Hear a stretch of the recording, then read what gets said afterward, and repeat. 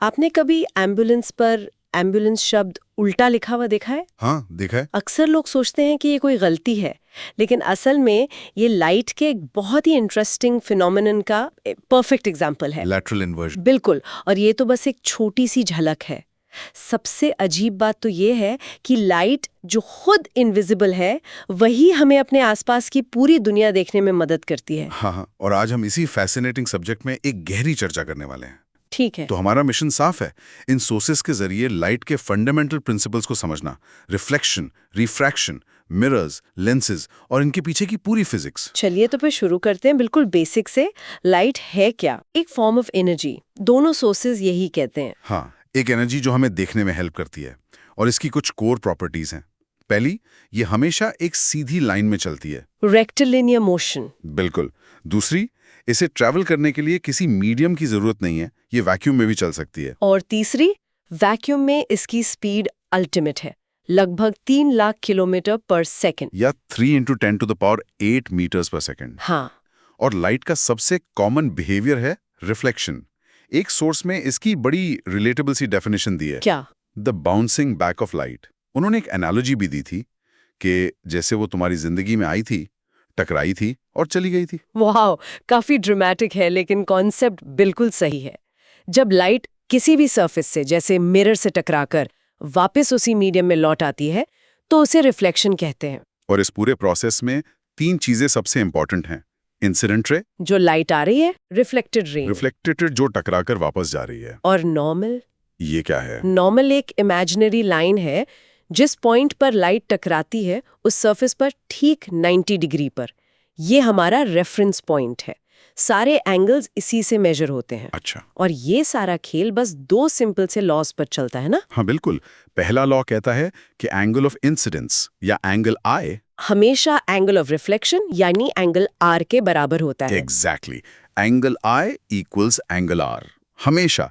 एक सोर्स ने इसे समझाया था कि ये तुम्हारे उस दोस्त की तरह जो कभी बदलता नहीं। और दूसरा लॉ कहता है कि इंसिडेंट रे, रिफ्लेक्टेड रे और नॉर्मल, ये तीनों हमेशा एक ही प्लेन पर एग्जिस्ट करते हैं। ऐसा नहीं हो सकता कि लाइट एक प्लेन से आए और रिफ्लेक्ट होकर किसी दूसरे प्लेन में चली जाए। ठीक है, तो इस सब का हमारे घर में लगे आम प्लेन मिरर से क्या लेना देना है? यहीं पर वो एम्बुलेंस वाला कॉन्सेप्ट आता है, लैटरल इन्वर्जन, जिसमें राइट लेफ्ट दिखता है और लेफ्ट राइट। बिल्कुल, इसीलिए एम्बुलेंस पर शब्द उल्टे लिखे जाते हैं, ताकि आगे चल रही गाड़ी का ड्राइवर जब अपने रियर व्यू मिरर में देखे तो उसे वो सीधा पढ़ने में आए और वो जल्दी से रास्ता दे दे। हाँ, और जो इमेज एक प्लेन मिरर बनाता है उसकी प्रॉपर्टी समझना बहुत जरूरी है।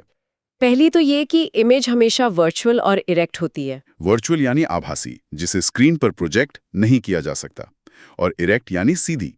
एक रूल ऑफ थंब है, रियल इमेजेस हमेशा इन्वर्टेड होती हैं और वर्चुअल इमेजेस हमेशा इरेक्ट। इसके अलावा प्लेन मिरर में इमेज का साइज हमेशा ऑब्जेक्ट के साइज के बराबर होता है। करेक्ट। और ऑब्जेक्ट मिरर से जितनी दूरी पर होता है, उसकी इमेज मिरर के अंदर उतनी ही दूरी पर बनती है। हाँ, और एक बहुत ही इंपॉर्टेंट पॉइंट जो एमसीक्यूज में पूछा जाता है, प्लेन मिरर की फोकल लेंथ क्या होती है? इन्फिनिट। इन्फिनिट क्यों? क्योंकि प्लेन मिरर की सरफेस बिल्कुल फ्लैट है, उससे आने वाली पैरेलल रेज रिफ्लेक्ट होने के बाद भी पैरेलल ही रहती हैं, वो कभी मिलती ही नहीं है।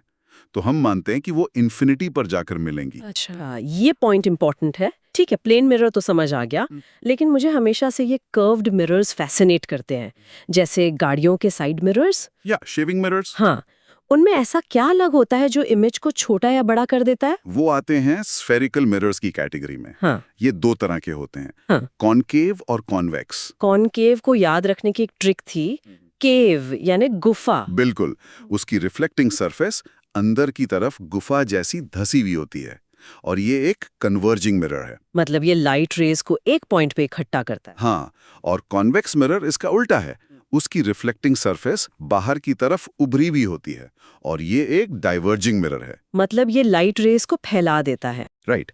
इन मिरर्स को समझने के लिए कुछ टेक्निकल टर्म जरूरी हैं, जैसे पोल, जो मिरर के सरफेस का सेंटर पॉइंट है। फिर सेंटर ऑफ कर्वेचर, सी, ये उस बड़े से स्फीयर का सेंटर है जिसका मिरर एक हिस्सा हुआ करता था। और इन दोनों से गुजरती हुई एक सीधी लाइन, प्रिंसिपल एक्सिस। इन सब में 2 टर्म्स सबसे क्रूशियल है, राइट? प्रिंसिपल फोकस एफ और फोकल लेंथ एफ। बिल्कुल, प्रिंसिपल फोकस वो पॉइंट है प्रिंसिपल एक्सिस पे जहां पैरेलल आने वाली सारी लाइट रेज रिफ्लेक्ट होने के बाद आकर मिलती हैं, कॉनकेव मिरर के केस में, या मिलती हुई महसूस होती हैं कॉन्वेक्स मिरर के केस में।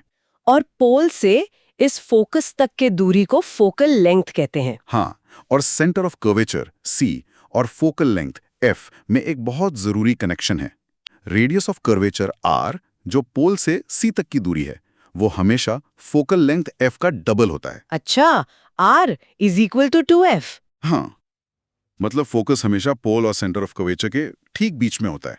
ये फॉर्मूला न्यूमेरिकल प्रॉब्लम्स के लिए फाउंडेशनल है। चलिए अब इमेज फॉर्मेशन के रूल्स पर आते हैं। 4 बेसिक रूल्स है, राइट? हाँ, जो दोनों मिरर्स पर लागू होते हैं। रूल 1, जो रे प्रिंसिपल एक्सिस के पैरेलल आती है वो रिफ्लेक्शन के बाद फोकस से गुजरती है। और रूल 2, इसका ठीक उल्टा, जो रे फोकस से गुजरती है वो रिफ्लेक्शन के बाद पैरेलल हो जाती है। रूल 3 बड़ा ही खास है। जो रे सेंटर ऑफ कर्वेचर C से गुजरती है वो मिरर से टकराकर उसी रास्ते पर वापस लौट आती है। हाँ, लेकिन टेक्निकली ऐसा क्यों होता है? अच्छा सवाल है। सिंपल ज्योमेट्री है। स्फेयर के सेंटर से उसके सरफेस तक जाने वाली कोई भी लाइन उस सरफेस पर 90 डिग्री पर होती है, मतलब परपेंडिकुलर। ठीक है। तो जब लाइट रे C से आती है वो मिरर पर नॉर्मल की डायरेक्शन में यानी 90 डिग्री पर टकराती है। इसका मतलब angle of incidence angle I 0 हो गया। और रिफ्लेक्शन का पहला लॉ कहता है एंगल I = एंगल R। तो अगर एंगल I 0 है तो एंगल R भी 0 होगा, इसीलिए रे उसी पाथ पर वापस लौट जाती है। ब्रिलियंट। और चौथा रूल है कि अगर कोई रे आकर सीधा पोल पर टकराती है तो वो प्रिंसिपल एक्सिस को नॉर्मल मानकर लॉज ऑफ रिफ्लेक्शन फॉलो करती है। जिस एंगल पर आई थी उसी एंगल पर रिफ्लेक्ट हो जाती है। तो इन रूल्स का इस्तेमाल करके हम कॉनकेव मिरर के अलग-अलग केसेस समझ सकते हैं। सोर्सेज में 6 केसेस दिए हैं, लेकिन उनमें एक पैटर्न है ना? हाँ, रटने की जरूरत नहीं है, एक पैटर्न है। जैसे जैसे ऑब्जेक्ट मिरर के पास आता है उसकी इमेज दूर जाती है और बड़ी होती जाती है। बिल्कुल सही पकड़ा, यही कोर पैटर्न है। जब ऑब्जेक्ट बहुत दूर यानी इन्फिनिटी पर होता है तो इमेज फोकस पर बनती है, एकदम छोटी, रियल और इन्वर्टेड। फिर जब ऑब्जेक्ट C के पीछे आता है तो इमेज C और F के बीच बनती है, अभी भी छोटी, रियल और इन्वर्टेड। और स्पेशल केस जब ऑब्जेक्ट C पर ही आ जाता है तब इमेज भी C पर ही बनती है, सेम साइज की, रियल और इन्वर्टेड। एग्जैक्टली। अब ऑब्जेक्ट और पास लाओ C और F के बीच। अब इमेज C के पीछे चली जाती है और बड़ी हो जाती है, एनलार्ज्ड, लेकिन अभी भी रियल और इन्वर्टेड है। इस पूरे पैटर्न को याद रखने के लिए सोर्सेज में पीके ट्रिक का जिक्र भी है। अच्छा, और 5वां केस, जब ऑब्जेक्ट F पर हो। यहाँ पर थोड़ा कंफ्यूजन है। हाँ, पुरानी बुक्स कहती थी कि इमेज इन्फिनिटी पर बनती है, लेकिन जैसा सोर्सेज में मेंशन है, न्यू एनसीईआरटी के हिसाब से टेक्निकल आंसर है कि इमेज फॉर्म ही नहीं होती। क्यों? क्योंकि फोकस से आने वाली रेज रिफ्लेक्ट होने के बाद पैरेलल हो जाती हैं, और पैरेलल लाइंस कभी मिलती नहीं है, इसलिए टेक्निकली कोई रियल इमेज नहीं बनती। ओके, ये एक इम्पोर्टेंट डिस्टिंक्शन है। और आखिरी सबसे इम्पोर्टेंट केस, जब ऑब्जेक्ट F और पोल के बीच आ जाता है। ये गेम चेंजर है। हाँ, ये इकलौता केस है जहां कॉनकेव मिरर एक वर्चुअल और इरेक्ट इमेज बनाता है।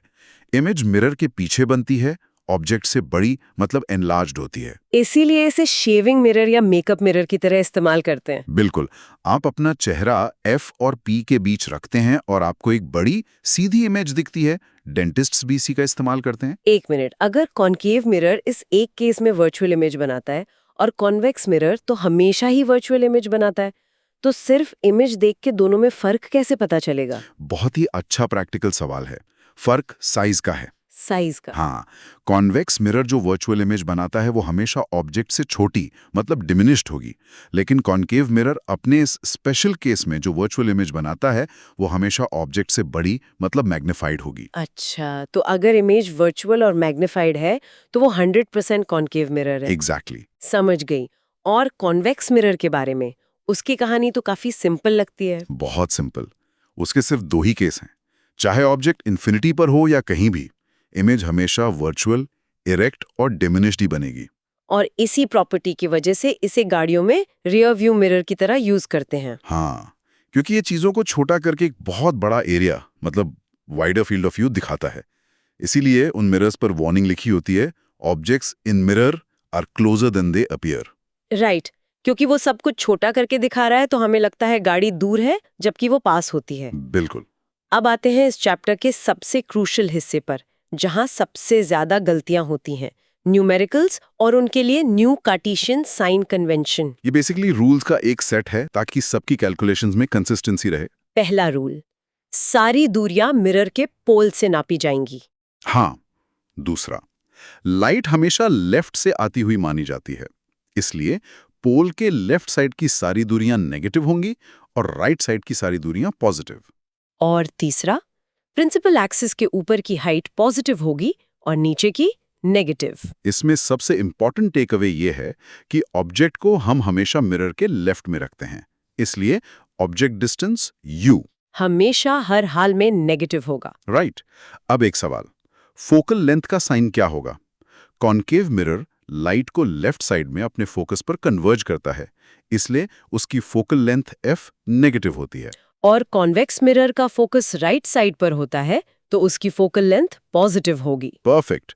इन कन्वेंशंस के साथ आता है mirror formula 1/f plus 1/v plus 1/u, जहां v इमेज डिस्टेंस है और दूसरा टूल है मैग्निफिकेशन m, जिसका फॉर्मूला है m is equal to height of image height of object, जो बराबर होता है -vu के। मैग्निफिकेशन का साइन और वैल्यू हमें इमेज के बारे में सब कुछ बता देता है ना? सब कुछ। अगर m नेगेटिव है तो इमेज रियल और इन्वर्टेड है, अगर m पॉजिटिव है तो इमेज वर्चुअल और इरेक्ट है। और अगर m की वैल्यू 1 से बड़ी है तो इमेज मैग्निफाइड है और अगर 1 से छोटी है तो डिमिनिश्ड। एग्जैक्टली। सोर्सेज में एक CBSE 2024 का सवाल था। बताइए। उसमें दिया था कि एक मिरर की मैग्निफिकेशन m इक्वल्स टू +3 है। सिर्फ इस इंफॉर्मेशन से मिरर का टाइप कैसे पता चलेगा? चलिए इसे स्टेप बाय स्टेप तोड़ते हैं। पहले साइन देखते हैं। प्लस, पॉजिटिव m का मतलब है इमेज वर्चुअल और इरेक्ट है। करेक्ट। अब वैल्यू देखो, 3। 3 का मतलब है कि इमेज का साइज ऑब्जेक्ट से 3 गुना बड़ा है, यानी मैग्निफाइड है। बिल्कुल। तो हमें एक ऐसा मिरर चाहिए जो एक वर्चुअल, इरेक्ट और मैग्निफाइड इमेज बना सके। अब बताइए, ये कौन सा मिरर कर सकता है? कॉन्वेक्स मिरर तो हमेशा वर्चुअल, इरेक्ट लेकिन डिमिनिश्ड इमेज बनाता है, तो ये तो हो नहीं सकता। तो इसका मतलब ये जरूर एक कॉन्केव मिरर होगा, अपने उस आखिरी स्पेशल केस में, जब ऑब्जेक्ट पोल और फोकस के बीच रखा हो। देखा कितना आसान हो गया? एग्जैक्टली। साइन कन्वेंशन और मैग्निफिकेशन के कॉन्सेप्ट्स अगर क्लियर हैं तो न्यूमेरिकल्स पजल की तरह सॉल्व होते हैं। तो हमने देखा कि मिरर्स लाइट को रिफ्लेक्ट कैसे करते हैं, लेकिन लाइट सिर्फ टकराकर वापस ही नहीं आती, वो पानी या कांच जैसे ट्रांसपेरेंट मीडियम्स के आर पार भी जाती है और अपना रास्ता बदल लेती है। बिल्कुल, यहीं से रिफ्रैक्शन और लेंसेज की दुनिया शुरू होती है। अगर रिफ्लेक्शन बाउंसिंग बैक है तो रिफ्रैक्शन बेंडिंग ऑफ लाइट है।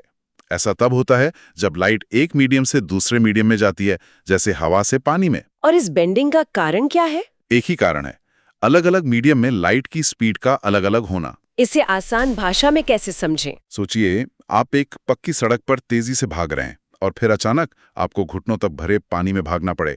आपकी स्पीड एकदम से कम हो जाएगी और आपका रास्ता थोड़ा सा बदल जाएगा, है ना? हाँ, बिल्कुल। लाइट के साथ भी बिल्कुल यही होता है। जिस मीडियम में लाइट की स्पीड कम हो जाती है उसे हम ऑप्टिकली डेंसर मीडियम कहते हैं, जैसे पानी या कांच। और जिसमें स्पीड ज्यादा रहती है उसे ऑप्टिकली रेयरर मीडियम कहते हैं, जैसे हवा। बिल्कुल। तो लाइट बेंड किस तरफ होती है, इसका भी कोई रूल होगा? हाँ, और इसे याद रखने की सोर्सेज में एक ट्रिक भी दी है।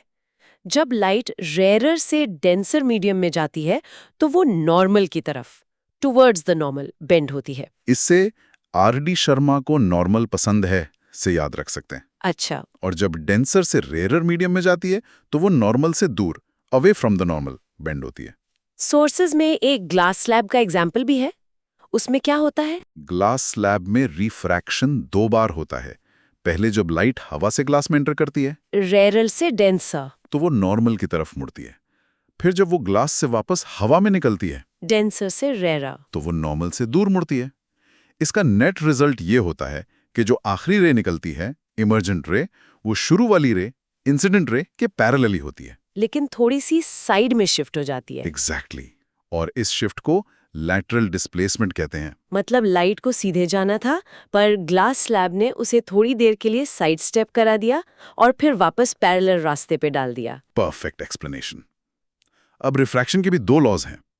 पहला लॉ रिफ्लेक्शन जैसा ही है। इंसिडेंट रे, रिफ्रैक्टेड रे और नॉर्मल तीनों एक ही प्लेन में होते हैं। हाँ, लेकिन दूसरा लॉ, जिसे स्नेल्स लॉ कहते हैं, वो बहुत इंपॉर्टेंट है। ये कहता है sine I sine R is equal to constant. Angle of incidence का साइन और एंगल ऑफ रिफ्रैक्शन के साइन का रेशियो हमेशा कांस्टेंट रहता है। और ये कांस्टेंट क्या है? ये कांस्टेंट है उस दूसरे मीडियम का refractive index n। Refractive index एक नंबर है जो बताता है कि कोई मीडियम लाइट को कितना ज्यादा बेंड करने की ताकत रखता है। जिसका रिफ्रैक्टिव इंडेक्स n जितना ज्यादा, वो मीडियम उतना ही ऑप्टिकली डेंसर होगा और उसमें लाइट की स्पीड उतनी ही कम होगी।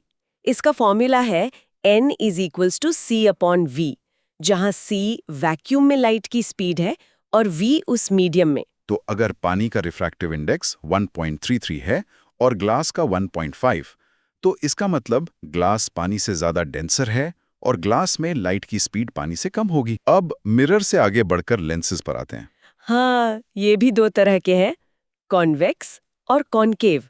लेकिन यहाँ थोड़ा सा ट्विस्ट है। हाँ, एक काउंटर इंट्यूटिव बात यह है कि लेंसेज का बिहेवियर उनके नाम वाले मिरर से उल्टा होता है। मतलब कॉन्वेक्स लेंस, जो बीच में से मोटा और किनारों से पतला होता है, एक कन्वर्जिंग लेंस है, बिल्कुल कॉनकेव मिरर की तरह। अच्छा। और कॉनकेव लेंस, जो बीच में से पतला और किनारों से मोटा होता है, एक डाइवर्जिंग लेंस है, बिल्कुल कॉन्वेक्स मिरर की तरह। तो इमेज फॉर्मेशन के पैटर्न्स भी वैसे ही होंगे? काफी हद तक। कॉन्वेक्स लेंस के भी 6 केसेस बिल्कुल कॉनकेव मिरर जैसे हैं। यहां भी एक स्पेशल केस है, जब ऑब्जेक्ट F1 और ऑप्टिकल सेंटर के बीच हो, तभी एक वर्चुअल, इरेक्ट और मैग्निफाइड इमेज बनती है, जिसे हम मैग्नीफाइंग ग्लास की तरह यूज करते हैं। बिल्कुल। और कॉनकेव लेंस बिल्कुल कॉन्वेक्स मिरर की तरह हमेशा एक वर्चुअल, इरेक्ट और डिमिनिश्ड इमेज ही बनाता है। लेकिन इनकी फॉर्मूलाज में कुछ फर्क है, राइट? हाँ, और ये बहुत जरूरी है। लेंस फॉर्मूला है 1/f = 1/v - 1/u। देखा, मिरर फॉर्मूला में यहाँ प्लस था, यहाँ माइनस है। और मैग्निफिकेशन फॉर्मूला? वो भी अलग है। लेंसेज के ये मैग्निफिकेशन है m = vu। या मिरर फॉर्मूला वाला नेगेटिव साइन नहीं है। ये छोटे छोटे फर्क न्यूमेरिकल्स में बहुत बड़ी गलती करवा सकते हैं। साइन कन्वेंशन लेंसेज के लिए भी सेम रहता है? हाँ, बस याद रखें कि कॉन्वेक्स लेंस की फोकल लेंथ पॉजिटिव होती है और कॉनकेव लेंस की नेगेटिव। लेंसेज से जुड़ा एक आखिरी कॉन्सेप्ट है, पावर ऑफ अ लेंस। ये क्या है? पावर, जिसे डायोप्टर D में नापते हैं, बस लेंस की लाइट को कन्वर्ज या डाइवर्ज करने की डिग्री का एक मेजर है। मतलब? सिंपल शब्दों में, जिस लेंस की फोकल लेंथ जितनी कम होगी, वो लाइट को उतना ज्यादा मोड़ेगा और उसकी पावर उतनी ही ज्यादा होगी। फॉर्मूला है P = 1f। लेकिन f मीटर्स में होना चाहिए। हाँ, ये शर्त है। अगर f सेंटीमीटर्स में है तो फॉर्मूला P = 100f होगा। इसीलिए चश्मे का नंबर प्लस या माइनस में होता है। प्लस पावर मतलब कॉन्वेक्स लेंस और माइनस पावर मतलब कॉनकेव लेंस। बिल्कुल सही। तो इस पूरी चर्चा का सार क्या है? हमने रिफ्लेक्शन और रिफ्रैक्शन के लॉज को समझा, स्फेरिकल मिरर्स और लेंसेज के इमेज फॉर्मेशन के पैटर्न्स को डिकोड किया और देखा कि कैसे साइन कन्वेंशंस और फॉर्मूलाज न्यूमेरिकल प्रॉब्लम्स को सॉल्व करने की हैं। हाँ, लेकिन इस पूरी चर्चा में हमने लाइट को सिंपल रेज की तरह ट्रीट किया, जो सीधी लाइंस में चलती हैं और प्रेडिक्टेबल तरीके से मुड़ती हैं। ये मॉडल, जिसे रे ऑप्टिक्स कहते हैं, हमें मिरर्स और लेंसेज को समझने में बहुत मदद करता है। लेकिन ये पूरी कहानी नहीं है। तो इसके आगे क्या है? इसके आगे है लाइट का डुअल नेचर। हमने लाइट को पार्टिकल्स की तरह सीधा चलते हुए देखा, लेकिन क्या हो अगर हम लाइट को एक वेव के रूप में देखें? तब डिफ्रैक्शन और इंटरफेरेंस जैसे फिनोमेना सामने आते हैं, जिन्हें ये रे डायग्राम्स बिल्कुल नहीं समझा सकते। ये एक बड़ा सवाल छोड़ जाता है। हाँ, कि क्या लाइट का हमारा ये मॉडल सिर्फ एक जरूरी सरलीकरण, अ यूजफुल सिंप्लीफिकेशन है, और ये अपने पीछे किन गहरी जटिलताओं को छुपाता है?